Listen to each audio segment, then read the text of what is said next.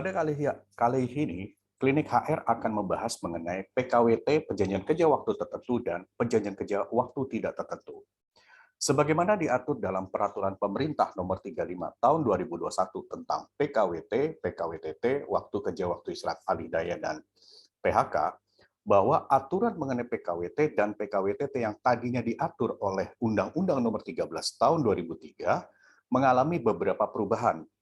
Contohnya seperti kalau dulu di dalam Undang-Undang Nomor 13 Tahun 2003 bahwa PKWT masa berlakunya paling lama adalah 3 tahun atau 2 kali masa kontrak. Sedangkan yang aturan terbaru, masa berlakunya PKW itu bisa sampai dengan 5 tahun. Nah, selama 5 tahun itu boleh berkali-kali dalam melakukan perpanjangan kontrak.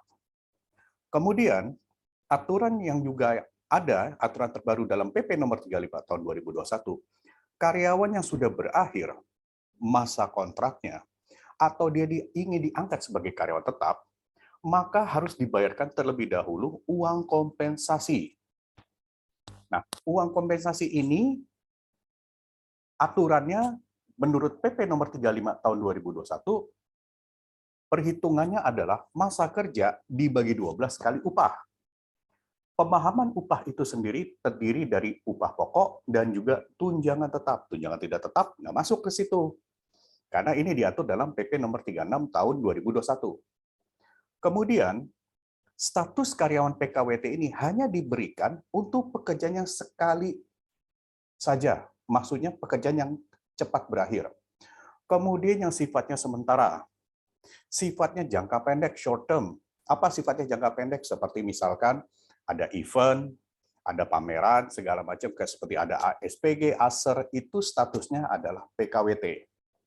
Jadi apakah boleh misalkan seorang HRD, seorang finance, seorang marketing, seorang operation, apakah boleh statusnya PKWT? Kalau menurut PP nomor 35, itu nggak boleh. Karena kenapa? Seperti finance, HR, IT, dan pekerjaan-pekerjaan tetap lainnya, itu tidak diperkenankan untuk statusnya PKWT. Makanya karyawan-karyawan yang berada untuk posisi tersebut, statusnya harusnya PKWTT. Yang jadi pertanyaan, kenapa banyak perusahaan-perusahaan yang memberlakukan demikian? Pertama, mereka selalu beralasan bahwa kalau misalkan karyawan bermasalah, kita nggak capek-capek ngeluarin pesangon. Padahal nggak semudah itu kita melakukan PHK. Nah, ini harus diwaspadai oleh pengusaha. Karena kenapa? Ketika mereka memberlakukan status PKWT, artinya perusahaan mesti mencadangkan dana. Mesti mencadangkan dana. Nah, mencadangkan dana ini untuk bayar kompensasi. Nah, yang disayangkan masih banyak perusahaan sampai sekarang ini, mereka memberlakukan status PKWT, tapi mereka nggak bayar kompensasi. Hati-hati. Sekarang ini ada aturan hukum, ada sanksi pidana, dan sanksi perdata kalau karyawan melanggar PP nomor 35 tahun 2021. Jadi bagaimana? Nah, khusus untuk karyawan itu yang pekerjaan sifatnya tetap, seperti yang tadi jabatan-jabatan tadi, itu harusnya statusnya adalah perjanjian kerja waktu tidak tertentu. Selain itu juga, kalau misalkan karyawan statusnya berubah dari PKWT ke PKWTT, masa kerjanya itu dihitung pada saat dia pertama kali diangkat sebagai karyawan tetap, bukan pada saat dia kontrak. Apa dasar hukumnya? Dasar hukumnya kita melihat bukan kepada PP nomor 35 2021, bukan kepada Undang-Undang Cipta Kerja, tapi kita melihat kepada pasal 1320 Kitab Undang-Undang Hukum Perdata, syarat sahnya suatu perjanjian. Dan juga pasal 1338 KUH Perdata, di mana apabila salah satu pihak yang tidak bersepakat atau sudah selesai suatu perjanjian, maka perjanjian itu dianggap selesai atau batal.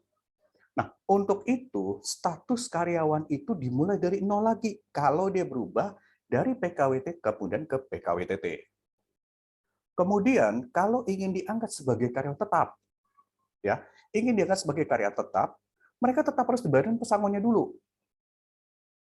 Bagaimana? Boleh nggak kalau misalkan kontrak sekaligus 2 tahun? Boleh. Boleh nggak kontrak 6 bulan dulu? Silakan. Nggak masalah. Nah, tapi yang harus jadi perhatikan adalah karyawan statusnya PKWT, mereka tidak mengenal istilah PHK.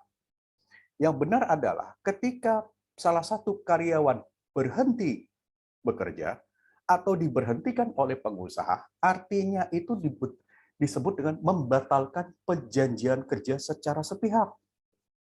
Karena kenapa? PHK hanya berlaku untuk karyawan yang statusnya PKWTT. Nah, kemudian kalau karyawan statusnya PKWTT, yang kita ketahui bersama, ada masa percobaan atau probation maksimum 3 bulan. Boleh nggak diperpanjang? Nggak boleh diperpanjang, karena di situ disebutkan maksimum 3 bulan. Lalu bagaimana kalau misalkan karyawan itu tidak perform atau kurang kinerjanya selama masa percobaan? Hanya ada 2 pilihan, mau diangkat sebagai karyawan tetap, atau dia tidak diangkat sebagai karyawan tetap, dalam kata lain, dia diberhentikan. Nah, untuk karyawan yang statusnya itu PKWTT, jika selama masa probation, dia kinerjanya kurang bagus, atau melakukan pelanggaran, perusahaan boleh melakukan PHK, ya, perusahaan boleh melakukan PHK dengan pemberitahuan 7 hari sebelum PHK itu dilakukan. Ingat, karyawan statusnya probation, ya, mereka tidak berhak mendapatkan pesangon. Mereka tidak mendapatkan pesangon. Berbeda dengan karyawan PKWT, perjanjian kerja waktu tertentu. Kalau perjanjian kerja waktu tertentu, mereka mendapatkan kompensasi. Beberapa tahun lalu kita sempat dengar tuh isu mengenai ribut-ribut waktu bikin draft undang-undang cipta kerja, katanya karyawan kontrak nanti dapat pesangon segala macam, atau semua karyawan akan dibuat statusnya kontrak. Itu saya bolak-balik draftnya itu nggak ada. Jadi yang benar adalah karyawan statusnya PKWT atau karyawan kontrak, ketika berakhirnya masa kontrak, mereka akan mendapatkan uang kompensasi. Perjanjian bisa diperpanjang kalau uang kompensasinya sudah dibayarkan. Lantas bagaimana kalau misalkan tiba-tiba perusahaan langsung memperpanjang tanpa membayar uang kompensasi? Statusnya adalah batal demi hukum. Statusnya adalah batal demi hukum. Kenapa ada batal demi hukum? Karena berakhirnya suatu perjanjian harus diberikan dalam bentuk kompensasi. Rujukannya kepada Kitab Undang-Undang Hukum Perdata. Nah, ini perusahaan makanya harus hati-hati. Sampai sekarang masih banyak yang memberlakukan statusnya adalah PKWT. Nah, kalau untuk karyawan tetap, apakah dia itu harus menggunakan perjanjian kerja? Bedanya karyawan tetap dan karyawan kontrak. Kalau karyawan kontrak, mereka harus memiliki kontrak kerja atau perjanjian kerja. Dan itu wajib didaftarkan kepada Dinas Tenaga Kerja setempat. Tapi kalau karyawan statusnya tetap atau PKWTT, nggak ada kontrak kerja pun juga nggak masalah. Lantas apa pegangannya? Pegangannya adalah SK Direksi, pengangkatan sebagai karyawan tetap. Itu yang dijadikan dasar hukumnya untuk pengangkatan karyawan menjadi karyawan tetap. Nah, perbedaannya di situ. Jadi hati-hati, sekali lagi, karyawan yang statusnya PKWT hanya pekerjaannya sekali selesai, sifatnya sementara, short term. Sedangkan seperti finance, operation, logistik, kemudian supply chain, IT, bahkan HR, itu statusnya harusnya adalah PKWTT. Tidak boleh statusnya PKWT. Lalu ada juga yang bertanya, Pak, bagaimana kalau karyawannya sifatnya harian atau honorer, daily basis? Nah, kalau karyawan dia dibayarkan honornya itu per kedatangan, dalam PP nomor 35 tahun 2021, itu bukan PKWT atau PKWTT. Itu dimaksud dengan perjanjian kerja harian atau PKH. Tapi harap diingat, PHK ketika itu sudah 3 bulan berturut-turut statusnya masih PKH, dia harus secara otomatis berubah menjadi karyawan tetap. Ingat, perjanjian kerja waktu tertentu tidak memiliki masa percobaan. Lantas bagaimana kalau misalkan karyawan status PKWT, atasannya lupa mengevaluasi ketika akhir masa kontrak, taruhlah misalkan hari ini tanggal 19, hari ini berakhir.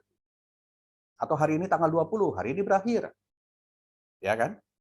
Besok Kalau dia belum dilakukan evaluasi oleh atasannya, atasannya memberikan konfirmasi, statusnya adalah jobless. Artinya apa? Kontrak sudah dinyatakan berakhir. Hati-hati. Lantas bagaimana kalau karyawan PKWTT? Nah, karyawan PKWTT berbanding terbalik dengan status PKWT. Kalau misalkan karyawan yang statusnya PKWTT, ketika masa probationnya berakhir, misalkan tanggal 19, 20, atau 30 berakhir, atasannya lupa melakukan konfirmasi, atasannya lupa melakukan review. 1 hari setelahnya, otomatis dia menjadi karyawan tetap. Rujukannya adalah hukum ketenagakerjaan. Ini harus hati-hati kalau kita melihat antara karyawan PKWT dan juga karyawan PKWTT. Nah, cuma di sini juga kalau kita lihat ada beberapa yang suka tabrakan antara undang-undang dengan peraturan pemerintah. Pasal 17 PP nomor 35 tahun 2021 di situ disebutkan salah satu pihak yang mengakhiri perjanjian kontrak atau perjanjian PKWT, maka pengusaha mesti bayarin kompensasi. Sedangkan Undang-Undang nomor 13 tahun 2003 pasal 62, salah satu pihak yang mengakhiri perjanjian kontrak, membatalkan perjanjian kontrak secara sepihak, maka pihak yang membatalkan itu harus membayar denda besarnya sejumlah sisa masa kontrak. Nah, ini kan terjadi suatu tabrakan. Ada sini menyebutkan harus diberikan kompensasi. Di sini disebutkan harus membayarkan denda. Jadi mana yang kita gunakan? Menurut hierarki hukum yang ada di Indonesia, gunakanlah hukum tertinggi. Jadi yang berlaku adalah Undang-Undang nomor 13 tahun 2003 pasal 62. Nah, ini pun masih suka dipeributkan. Cuma kita menganalogikannya gini, kalau misalkan pasal 17 itu tetap diberlakukan, akhirnya banyak karyawan kontrak yang mulai nakal. Mulai nakalnya gimana? Ya udah deh, saya mundur secara sepihak, saya batalkan perjanjian kerja waktu tertentunya dengan harapan dia akan mendapat kompensasi, dapat cash money. Nah, itu yang harus kita waspadai dengan adanya hal semacam ini. Makanya alangkah baiknya status ketenagakerjaan atau status pegawai di perusahaan itu adalah PKWTT, bukan PKWT. Lantas bagaimana? Misalkan ada karyawan 1 bulan sebelum hari raya, ya kontraknya berakhir. 1 bulan sebelum hari raya, kontraknya berakhir. Dia dapat THR apa enggak? Menurut Permenaker nomor 16, menurut Permenaker nomor 6 tahun 2016, di situ disebutkan karyawan yang masa kerjanya itu kurang 1 tahun atau maksimum 1 tahun sebelum hari raya dia berhak atas THR. Lantas bagaimana nih kalau misalkan kontraknya berakhir 1 bulan sebelum adanya hari raya? Dia dapat THR atau enggak? Jawabannya tidak. Analoginya karena kontraknya sudah berakhir. Kecuali 1 bulan sebelum hari raya, dia udah bekerja. 1 bulan, di atas 1 bulan, dia dapat THR itu adalah secara proporsional. Masa kerja dibagi 12 kali upah. Nah, makanya di sini perusahaan harus hati-hati dalam mensikapi penerapan status PKWT atau PKWTT. Jangan sampai hal ini menjadi masalah di kemudian hari. Karena terus terang, kalau karyawan statusnya PKWT, perusahaan harus mencatatkan dana. Untuk apa? Bayarin kompensasi. Sedangkan kalau pesangon, kan nggak serta-merta karyawan melakukan kesalahan kemudian main PHK, kan nggak seperti itu. Karena sekarang beberapa ini banyak aturan-aturan yang mengatur mengenai masalah PKWTT termasuk PHK-nya. Nah, inilah yang kita harus pahami, konteks mengenai perbedaan antara PKWT dengan PKWTT. Kita harus waspada ini, jangan sampai nantinya akhirnya akan merugikan perusahaan dan juga merugikan karyawan. Karena idealnya dalam suatu perjanjian, salah satu pihak itu mereka itu sepakat Rujukannya pasal 1320 Kitab Undang-Undang Hukum Perdata. Kalau nggak sepakat, berarti tidak terjadi suatu perjanjian. Untuk itulah, makanya kita harus hati-hati dalam mensikapi status kepegawaian. Apakah kita menggunakan PKWTT, apakah kita menggunakan PKWT. Untuk pekerjaan-pekerjaan sifatnya tetap atau permanen, gunakan PKWTT. Jangan menggunakan PKWT. Tapi kalau pekerjaan-pekerjaannya sifatnya temporer atau short term, boleh menggunakan PKWT. Jadi itu perbedaan antara PKWT dan juga PKWTT berdasarkan PP nomor 35 tahun 2021 dan Undang-Undang Cipta Kerja nomor 11 tahun 2020 Chapter Ketenagakerjaan. Semoga bisa bermanfaat bagi kita semua. Terima kasih.